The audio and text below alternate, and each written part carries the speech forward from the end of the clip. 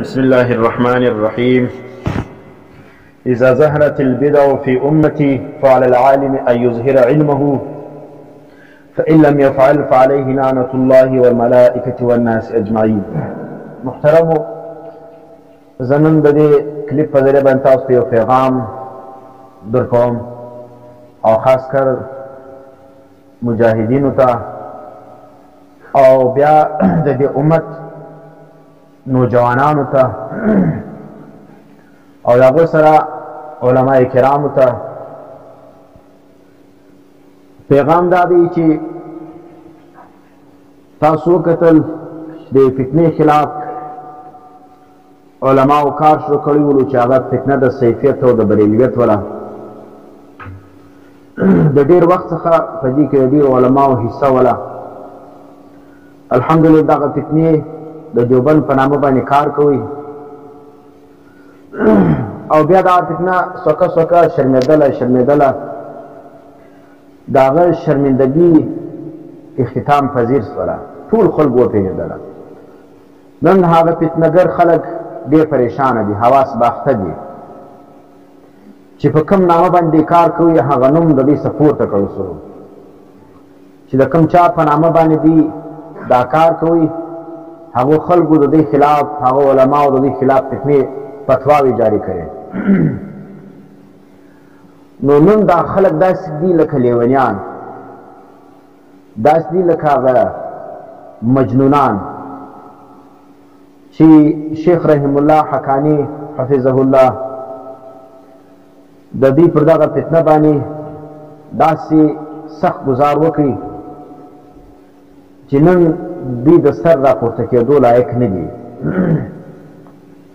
او شیخ صاحب نن په خپل وطن کې علمي دورې کوي، تقریرونه کوي او دغه کتاب چې کوم دی هغه ځای پر ځای باندې د دې فتنې څخه د آګاهي دپاره و خلکو ته او مجاهدینو ته ورکوي چې تاسو د دې فتنې څخه خبردار اوسېږئ. د هغه برخلاف د سیفیانو د بریلیانو طرف څخه داسې اشتعال انګیز پیغامات د شیخ صاحب خلاف جاری کیږي چې د شیخ صاحب دغه کار ته د حق پرستی ته دا خلک کله د خارجیت نوم ورکوي. تاسو به د شیخ صاحب کار لیدلی د خوارجو خلاف چې څومره زیات کار ده کړی دي. زما پر ځکه د افغانستان باندې به بل چا دومره قدر تحریبي او تقریبي کار چا نه کړی. یو خو دوی وایي غلام حضرت هم دا کار کړی و. غلام حضرت فریض دا ټول دیوبندیان خارجیان وو، هغه نه دی مطلب. یو صحیح خارجي صحیح خوارج د هغو خلاف کار کول دي. د دا سیفیانو په نیز باندې خو ټول علما حق خوارج دي، د هغو خوارجیت موږ نه منو.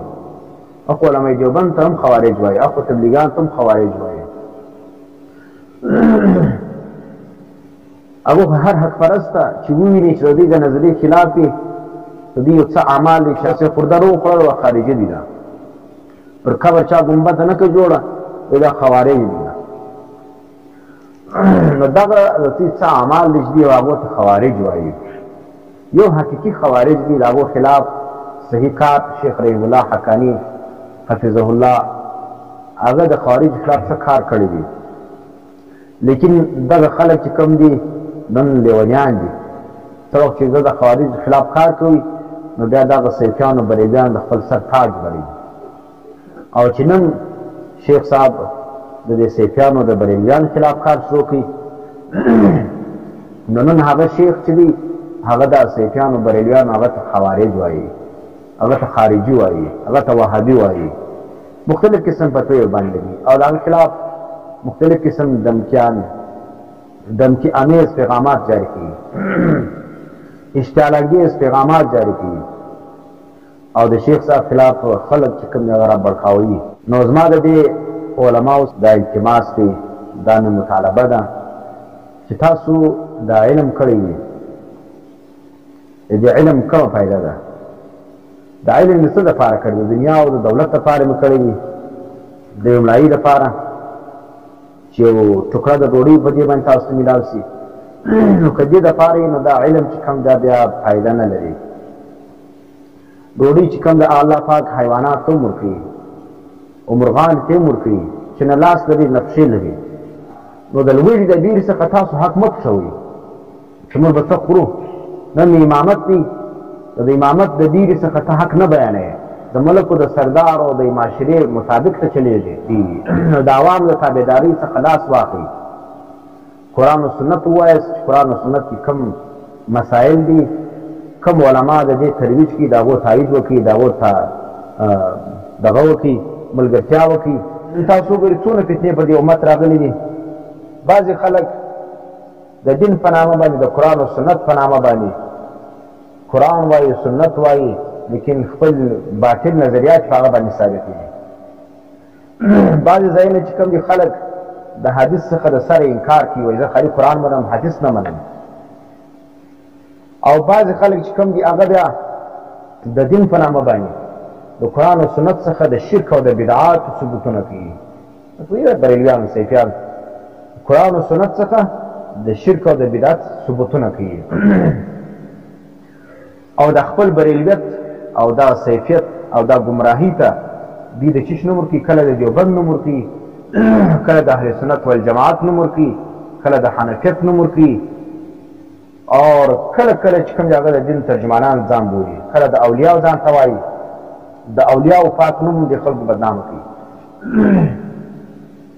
او کله کله بیا د دیوبند د کتابو څخه د خپلو د غلطو نظریاتو تاییدات پیشي چې فلاني عالم دا لیکلي دي، فلاني عالم دا لیکلي دي، هغه عبارت باندې پوهېږي نه، یا یې غلطه ترجمه کوي یا یې غلط تعبیر بیانوي چې د هغه څه دوی خپل کفر او شرک او بدعت ثابتوي.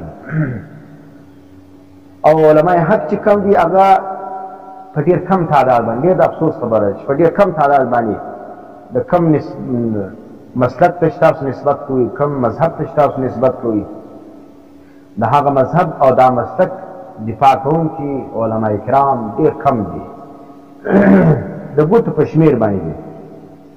او هغه علما بیا موږ تایید هم نه کوو، د هغو ملګرتیا هم نه کوو، او پر هغه باندې اهل باطل کله د وهابیت فتوا لګوي، کله د خارجیت ته لګوي، کله د څه فتوا لګوي، کله څه فتوا لګوي، کله د اسلام دشمن بولي، کله د مجاهدینو دشمن بولي، کله چې کوم دی هغه فتنهګر بولي. او موږ اهل سنت علماء حق علماء دیوبند ځان ته وایي، لیکن د هغو تایید باندې زموږ خولې ماتېږي، موږ دوی خبرې د هغو په تایید کې نسو کولی.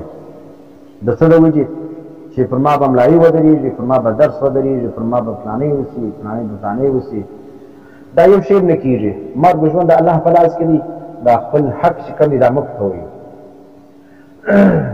نبی علیه السلام فرمایي وایي څوک چې بدعات ښکاره سي زما په امت کې، نو پر عالم باندې دا لازمه ده چې دی به علم ښکاره کړي. بدعات فتنې ښکاره سوي دي، علما چې کوم دي هغه چوپ دي، پر ملایي پر درسو باندې بوخت دي، کلکې لاسونه ورباندې نیولي دي او دا مسلو ته خوله نسي وړلی. او دا فتنه چې کوم ده د دوی په کورو د دوی په مدرسو کې نن داخله سوې ده. بریلویت او صیفیت نن زموږ مدرسو له راغلی دي، زموږ د وفاق تر نظام لاندې ځان داخل کړی دي.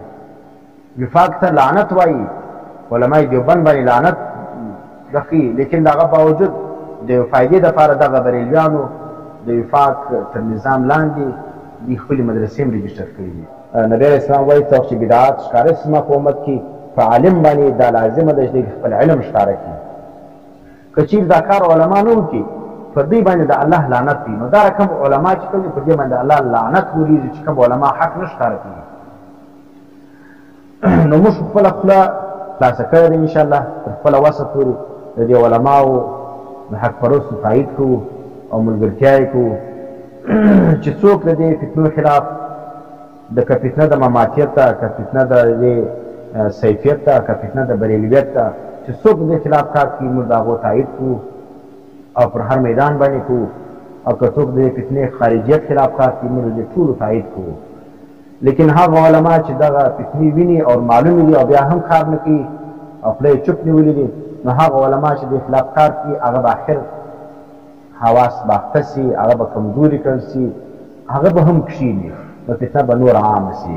نو ځکه د دې پیغام دا زما پیغام دی چې تاسو علما کرام د خپلې ژبې خلاصې کړي او د دې علماو تایید وکړي چې کوم علما کرام په دې میدان کې لګیا دي، کار کوي.